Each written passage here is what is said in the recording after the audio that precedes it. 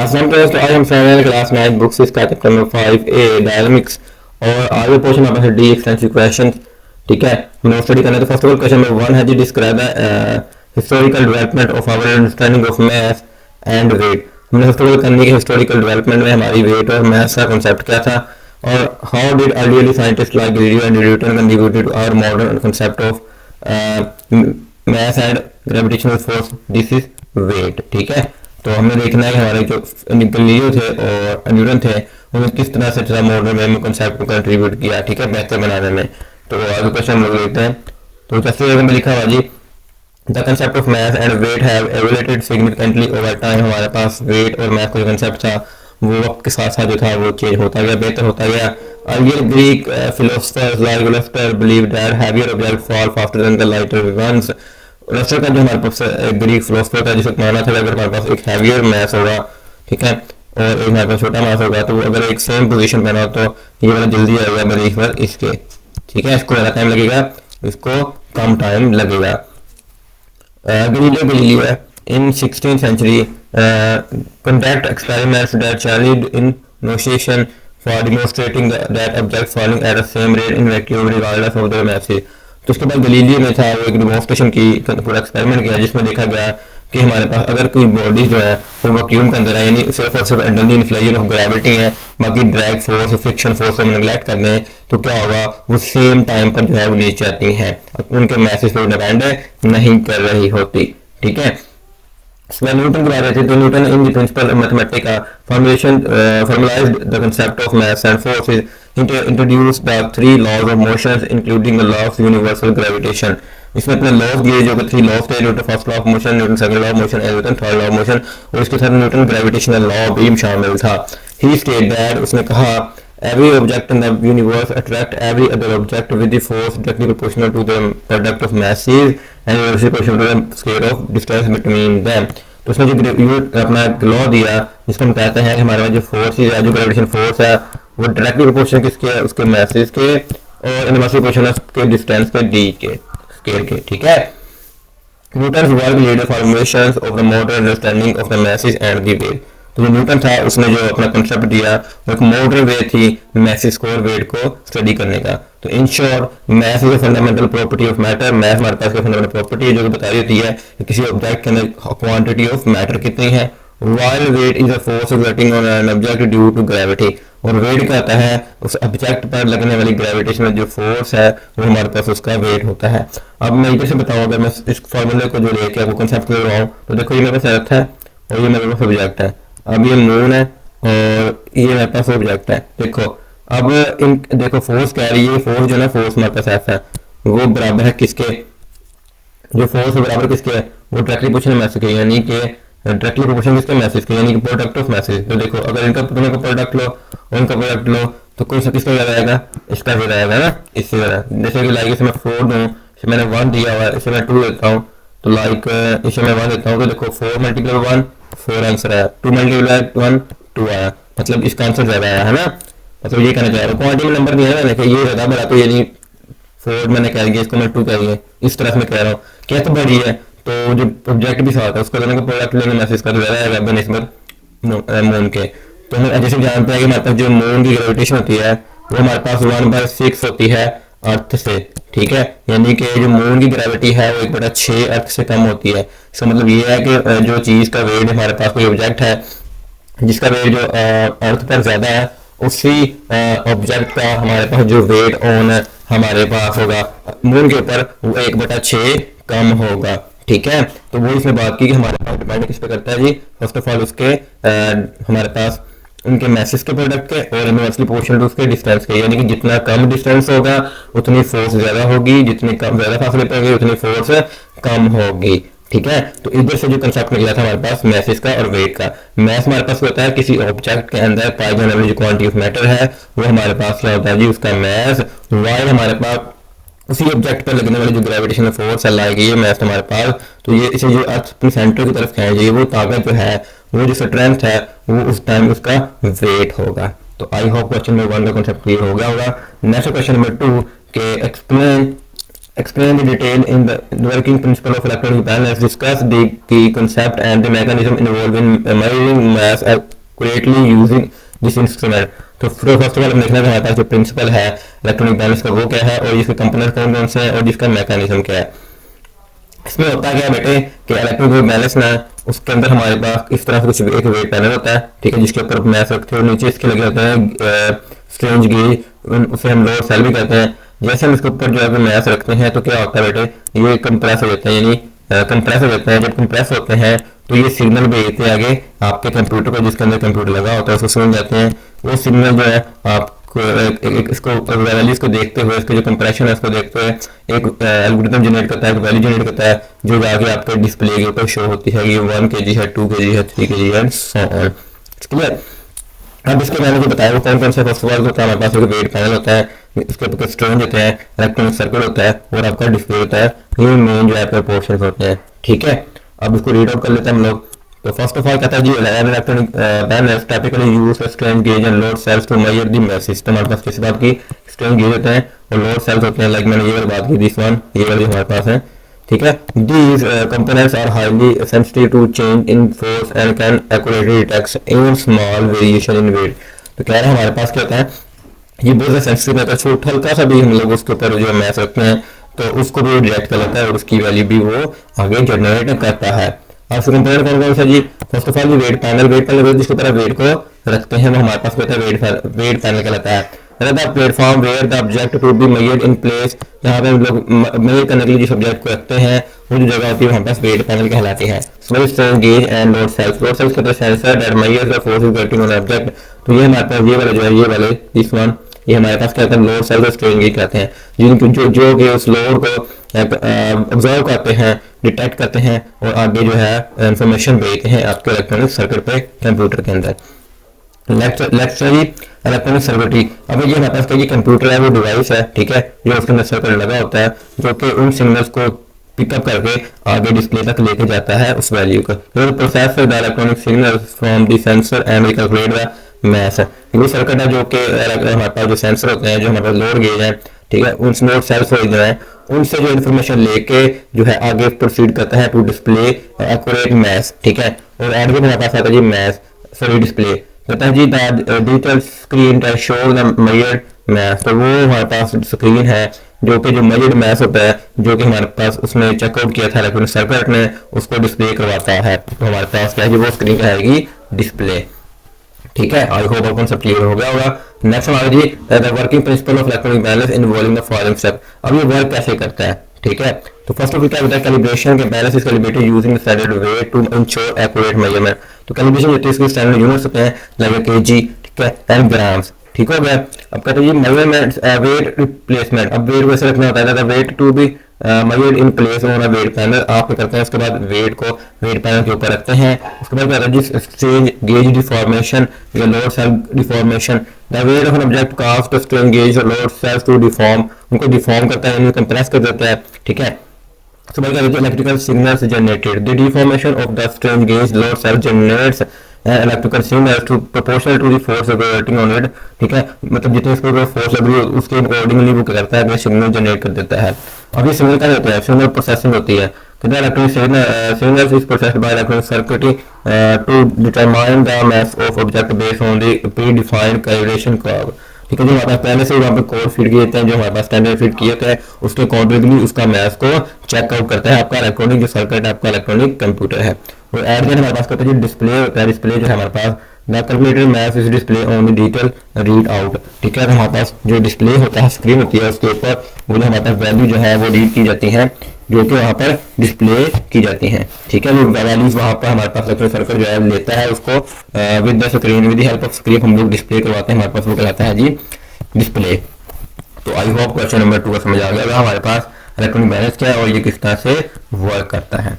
Next question number 3, that is discuss the concept of free fall and it's relationship with gravitational field strength. तो first of all इसमें क्या concept of free fall करता है और इसका relationship क्या है ग्रेविटेशनल फील्ड के साथ, स्ट्रेंथ के साथ। How do the value of g changes with altitude, जिस तरह से एटीट्यूड बढ़ता है तो उसमें चेंजिंग क्या आती है, एट द लोकेशन और अर्थ और लोकेशन से क्या फर्क करता है। How does this impact in weight of object? और ये किस तरह से वेट के ऊपर इम्पैक्ट करता है। तो आइए इस क्वेश्चन को देखते हैं। तो फर्स्ट ऑफ ऑल हमारे पास होता है फ्री फॉल करता है। हम जनरली बात करूँ तो फ्री फॉल हम कहते हैं कोई भी जो ऑब्जेक्ट है जब वो under the influence of gravity आए और वहां पर लगने वाली जो दूसरी forces like drag force, friction force, वो सारी खत्म हो जाए और सिर्फ और सिर्फ वहां पर ग्रेविटेशनल फोर्स उस पर एक्ट कर रही हो, तो हमारे पास फ्री फॉल कहलाता है। क्या कहलाता है वो? फ्री फॉल, लाइक वैक्यूम के अंदर है वो। ठीक है, तो यहाँ पर देखते हैं लिखा free fall is a motion of an object under the sole influence of gravity. ठीक है, with no other forces acting on it, जब उस पर कोई दूसरी फोर्सेस ना लगनी हो। In vacuum all object falls at the same rate regardless of their masses, क्योंकि अगर उनका मैथ डिफरेंट भी हो लेकिन वो अगर वैक्यूम के अंदर है यानी फ्री फॉल है तो वो सेम टाइम पर ही नीचे आएंगे सेम हाइट से, due to the constant acceleration caused by gravity. ठीक है, क्योंकि उनका कांस्टेंट एक्सेलरेशन होता है जो ग्रेविटी की वजह से उसके ऊपर लग रहा होता है। The gravitational field strength is measured the gravitational force acting on a mass unit mass at particular point.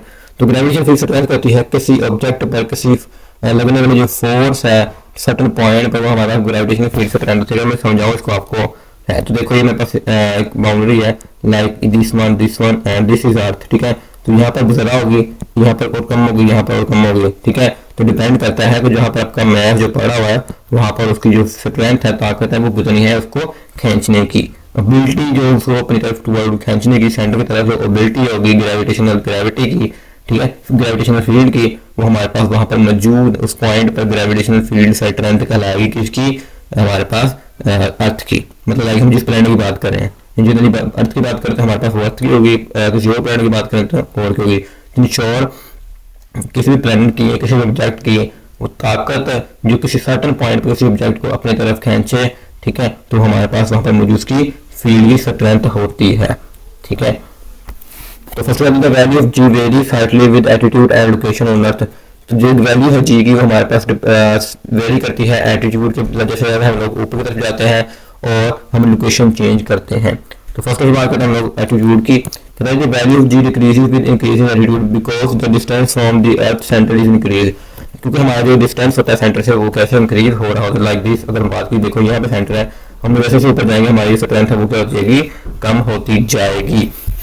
This means that object weight slightly less than at higher altitude. इसका मतलब ये है कि हमारा जो ऑब्जेक्ट है उसका जो वेट होगा, अगर जैसे जैसे हम हाइट तक जाएंगे उसका वेट कम होता जाएगा। क्यों? क्योंकि हमारे पास ग्रेविटेशनल फील्ड की जो वैल्यू है वो हमारे पास कम होती जाएगी। नंबर 2 हमारे पास एजुकेशन। कहते हैं the value of g can also be vary slightly depending on the altitude and longitude travel due to the earth qualities blood variation in the density of the Earth's crust. The weight of an object depends on its mass and the gravitational field strength at its location. तो हमारे पास जो value होती है gravitational field की depend करती है किस पे? उसके एल्टीट्यूड पे भी और उसकी लॉन्गिट्यूड पे, क्योंकि वहाँ पर मौजूद हमारे पास डेंसिटी होती है स्ट्रेस की, उसकी वजह से। Wait of an object depends on the message, क्योंकि ये डिपेंड कर रहा होता है किस पे? जैसे पहले W होता है mg के ऊपर, तो ये चीज दो डिपेंड करता है उसके मैस पर। ठीक है, अगर उसका डेंसिटी इंक्रीज हो रही है मतलब रो इज इक्वल टू होता है मैस और वॉल्यूम। ठीक है, अगर उसके जो मैस और वॉल्यूम के रेशियो में जो है वो चेंजिंग आ रही है, मतलब उसका जो प्रोडक्ट है ग्रेविटेशन फील्ड के साथ वो भी चेंज होगा। ठीक है, तो इस वजह से हमारे पास वहाँ पर वेट की वेरिएशन आ सकती है। तो therefore the weight of an object will very slightly with change in altitude and location on अर्थ। इस वजह से हमारे पास एल्टीट्यूड के चेंज होने से, लोकेशन के चेंज होने से हमारे पास जी की वैल्यू में ग्रेविटेशनल फील्ड के बारे में हमारे पास चेंजिंग आती है। तो आई होप कॉन्सेप्ट क्लियर होगा कि हमारे पास फ्री फॉल बॉडी क्या होती है, एल्टीट्यूड के साथ किस तरह से चेंज आती है और लोकेशन के साथ हमारे पास किस तरह से वेरिएशंस आती हैं। तो नेक्स्ट क्वेश्चन नंबर 4 के explore the concept of weightlessness in the space travel. Describe the condition experienced by astronauts in the microgravity environment and the physiological effects of exact periods in such conditions. तो first of all देखना हमने हमारे पास weightlessness क्या होती है, और number 2 पर physiological दिमागी तौर पर या हमारे पास जो वहाँ पर माइक्रोग्रेविटी के अंदर हमारे पास जो इफेक्ट्स आते हैं एस्ट्रोनॉट्स पर, वो हमारे पास कौन कौन से होते हैं। तो फर्स्ट ऑफ ऑल हमारे पास जी है वेटनेस, हमारे पास कहती है space in sensation having no weight. मतलब हमारे पास वो स्पेस जिसके अंदर मतलब किसी भी ऑब्जेक्ट का जो वेट है वो जीरो हो जाए, हमारे पास कहते हैं वेटलेस।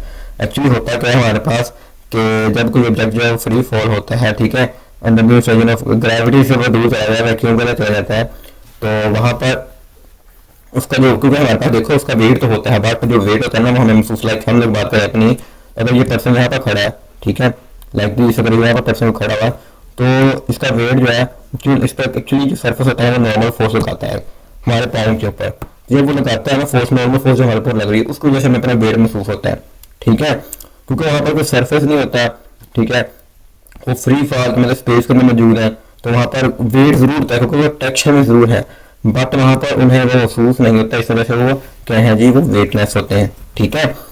जैसे हम लोग बात करें तो हम लोग पाँव जमीन पर खड़े हैं ना, हमें जो अपना वेट महसूस हो रहा है वो ड्यू टू नॉर्मल फोर्स महसूस हो रहा है, बट यहाँ पर इसका सिर्फ महसूस करवाने का तक है, बट जो वेट एक्चुअली मतलब वो ड्यू टू ग्रेविटेशनल फोर्स ही होता है, इसलिए it is occur when an object is free fall experience a constant downward acceleration due to gravity but not being supported by the surface, मतलब surface का उसका कोई support ना हो, ठीक है, तो वो हमारे पास होगा जी, उसका जो वेट होगा वो जीरो, वहाँ पर ग्रेविटी इसकी उस पर लग रही है, उसका वेट है, बट उसे महसूस नहीं होता, क्यों नहीं होता, क्योंकि उसके ऊपर जो नॉर्मल फोर्स है वो नहीं लग रही होती, उसे एक्सपीरियंस नहीं होता। लाइक मैंने अपनी बात की, अगर आप खड़े हैं, है ना, अपने पाँव सर्विस के ऊपर है तो आपको अपना वेट महसूस, तो क्यों, क्योंकि आपको वो नॉर्मल फोर्स लग रही है, ठीक है, मतलब आपको एक्सपीरियंस हो रहा है कि मतलब मेरा वेट है due to the normal force की वजह से एक्सपीरियंस होती है, तो वहाँ पर कोई नॉर्मल फोर्स है तो ये सरफेस की वजह से, जिसकी वजह से उन्हें महसूस नहीं होता, space experience weightlessness because they have a constant falling toward the earth, but due to their high orbital speed they miss the earth's surface. This creates the state of continuously free fall resulting in the sensation of the weightness, ठीक है, तो ये वजह जिसकी वजह से उनका होता है, उनको अपना जो वेट होता है वो महसूस नहीं हो रहा होता। अब कुछ प्रॉब्लम जो आ रही होती है मतलब उसके अंदर माइक्रोग्रेविटी के अंदर, वो कौन कौन सी है, तो फर्स्ट ऑफ ऑल जी मसल्स एंट्रोफी। अब ये क्या जी, lack of gravity can leads to muscle wasting as muscles are not used to support the body weight, वैसे जो मसल होते हैं वो प्रॉपरली तौर पर जो है आपकी बॉडी को सपोर्ट नहीं कर पाता due to the microgravity. Number 2 पर जी बोन्स डिफॉर्म डीमिनरलाइजेशन, वहाँ पे ये क्या चीज़ है, ये हमारे पास क्या होता है, इसका मतलब ये है कि जो आपकी बोन्स होती हैं वो आपकी वीक हो जाती हैं, the bones become weak due to the lack of stress from the gravity, ठीक है, तो ग्रेविटी की स्ट्रेस की कम की वजह से हमारे पास जो अपनी हड्डियाँ होती हैं इंसानी वो क्या हो जाती हैं, वहाँ पर कमजोर हो जाती हैं। फ्लूइड शिफ्ट क्या कहते हैं, fluids in the body can shift to upward leading to swelling in the face and the lower extremities मतलब आपके जो आता है आपका जो फेस है, आपका जो ताकि आप लोग रैंडमली जो है इस तरह से कॉर्नर पास ऐसे मूव करते रहते हैं, तो आपका जो फ्लूइड होता है आपके बॉडी के अंदर वो अपवर्ड आ जाता है, जिस वजह से आपकी स्वेलिंग हो जाती है और बहुत ज़्यादा इश्यूज भी आते हैं, ठीक है। नंबर उसके बाद है मोशन सिकनेस। मोशन सिकनेस कहते हैं some astronauts experience motion sickness due to the constant sensation of floating, ठीक है, आपको जो इमोशंस लग जाते हैं, ठीक है, आपका स्टमिक खराब हो जाता है, क्यों, क्योंकि आप जो कांस्टेंट तौर पर आप मूव कर जा रहे हैं, फ्लोट कर जा रहे हैं, लाइक दिस सर्कल के अंदर ऐसे मूव करते रहते हैं ना, मूव करते रहते हैं, जिसने मूवीज के अंदर देखा होता है स्पेस के अंदर जो है आपको जो एस्ट्रोनॉट्स होते हैं मूव करते रहते हैं, इस वजह से क्या होता है कि आपको मोशंस वगैरह भी लग जाते हैं। चेंज इन कार्डियोवैस्कुलर सिस्टम, आपका जो कार्डियोवैस्कुलर सिस्टम है ब्लड का, हार्ट का, वहाँ पर भी इश्यूज आते हैं, तो यहाँ पर जी the weight and the blood vessels में adopt to be microgravity in environment leading to the potential head sickness upon return to the earth, ठीक है, तो वहाँ पर आपको इश्यूज आ सकते हैं हार्ट और ब्लड के वेसल्स के अंदर, क्योंकि आपकी सर्कुलेशन प्रॉपर्ली वर्क नहीं कर पा रही होती, जिसकी वजह से आपको हेल्थ प्रॉब्लम हो सकती है, जिस वजह से आपको जमीन पर वापस भेजना पड़ता है। तो आज हम आपको समझ आ गई कि हमारे पास जो है वो फ्री वेटनेस क्या है और कौन कौन सी प्रॉब्लम हमारे पास आती हैं, मसल्स की प्रॉब्लम आती हैं, बोन की आती हैं, फ्लूइड शिफ्टिंग की आती है, कार्डियोवैस्कुलर आती है और मोशन सिकनेस जो है वो आम देखी जाती है। ये जो जितनी हमने बात की ये सारी की सारी नॉर्मल वहाँ पर पाई जाती हैं।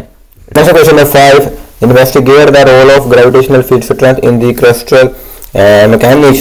Explain how the gravitational field strength of the crustal body affects the motion of object in the vicinity involving the object orbits of planets and satellites.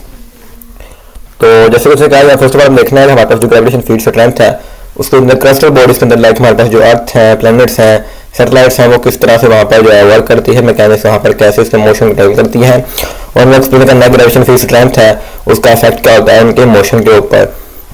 Including हमारे पास जो प्लैनेट्स और सैटेलाइट की हम लोग बात कर रहे हैं। तो फर्स्ट ऑफ ऑल हमारे लिखा हुआ है यहाँ पर gravitational field strength plays a critical role in crystal mechanism governing the motions of the crustal bodies. The gravitational attraction between two objects depends on their masses and the distance between them. हमारे पास formula बताया equal होता है gm1 m2 over d का square, ठीक है। r का square बता d का स्क्वायर भी कुछ लिख देते हैं। तो मतलब बात करें हम लोग यहाँ पर जनरलाइज करते हैं, फोर्स जो है वो डायरेक्टली प्रोपोर्शनल किसकी होती है, उनके मैसेज के, और फोर्स जो इनवर्स प्रोपोर्शनल जो उनके दरमियान मौजूद डिस्टेंस के स्क्वायर के। तो देखो यहाँ पे दो चीज़ें डिपेंड करेंगे, उनके मैसेज पे और उनके डिस्टेंस पे। जितना ज़्यादा मैसेज की रेशो होगी उतनी ज़्यादा फोर्स होगी, और जितना कम डिस्टेंस होगा उतनी ज़्यादा फोर्स होगी, ठीक है। नेक्स्ट है जो orbital orbits of planets and satellites. जो ऑर्बिट्स होते हैं वो किस तरह से बिहेव करते हैं वहाँ पर। The gravitational field strength of the orbits planets and stars determines the orbits of the object around it. For example earth orbits around the sun is determined by the sun gravitational field strength. तो कह रहा है कि हमारे पास जो orbit होता है किसी भी चीज़ का, लाइक प्लैनेट का या स्टार का, वो किस तरह से मालूम होता है कि उन दोनों जिसके गिर्द वो घूम रहा है और जो ऑब्जेक्ट है उनके दरमियान जो फोर्स ऑफ अट्रैक्शन है वो कितनी है। तो जितनी ज़्यादा फोर्स ऑफ अट्रैक्शन होगी उतना करीब होगा, जितनी कम फोर्स ऑफ अट्रैक्शन होगी उतना ही वो दूर होगा। इसलिए लाइक बात करें हम लोग सन की और अर्थ की, तो अर्थ और सन के दरमियान जो ग्रेविटेशनल फोर्स है, ठीक है, उस ताकत की वजह से उस ऑर्बिट के अंदर वो मूव कर पा रहा है। तो आई होप वो कंसेप्ट क्लियर हो गया। नेक्स्ट है formations of crust of bodies. तो कहते हैं gravitational field attractions between the particles of the gases and the dust in space can lead to formation of stars planets and other crustal bodies. कहते हैं हमारे पास जो space के अंदर मौजूद जो हमारे पास पार्टिकल्स होते हैं गैसेस के, या डस्ट पार्टिकल स्पेस होती है, डस्ट होता है स्पेस के अंदर, वो हमारे उनके दरमियान जो ग्रेविटेशनल फील्ड है वो इस चीज़ को लीड करती है फॉर्मेशन में। वो मिलके स्टार्स बनाते हैं, प्लैनेट्स बनाते हैं और अदर क्रस्टल बॉडीज को मिलके बनाते हैं। नेक्स्ट हमारे पास टाइडल्स क्या होते हैं, टाइड्स। अब टाइड हमारे पास क्या है जी, जल्दी बात करूँ, कोई भी जो हमारे पास मून लाइक है या सन है जो हमारे अर्थ के ऊपर अपनी जो फोर्स ऑफ अट्रैक्शन है ग्रेविटेशन फील्ड जो लगा रहे हैं, उस वजह से जो समुद्र के अंदर लहरें जो पैदा होती हैं उनको हम टाइड्स होते हैं, टाइडल पावर भी कहते हैं, ठीक है। तो the gravitational pull of moon and the sun on the earth surface oceans cause tides। अभी आपने देखा होगा लहरें तेज हो जाती हैं, ठीक है, जैसे जैसे आपकी जो फील्ड है बढ़ती है समुद्र की लहरें भी बढ़ना शुरू होती हैं, जिसे हम टाइडल पावर का नाम देते हैं, इन शॉर्ट फॉर्म में टाइड्स का नाम देते हैं। Next black hole.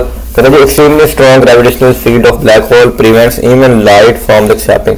तो मतलब जो ब्लैक होल उसकी जो फील्ड है ग्रेविटेशनल फील्ड वो इतनी जो है स्ट्रॉन्ग है कि वो जो वहां से गुजरने वाली जो लाइट होती है उसको भी कैप्चर कर लेती है, अट्रैक्ट कर लेती है अपनी तरफ, ठीक है।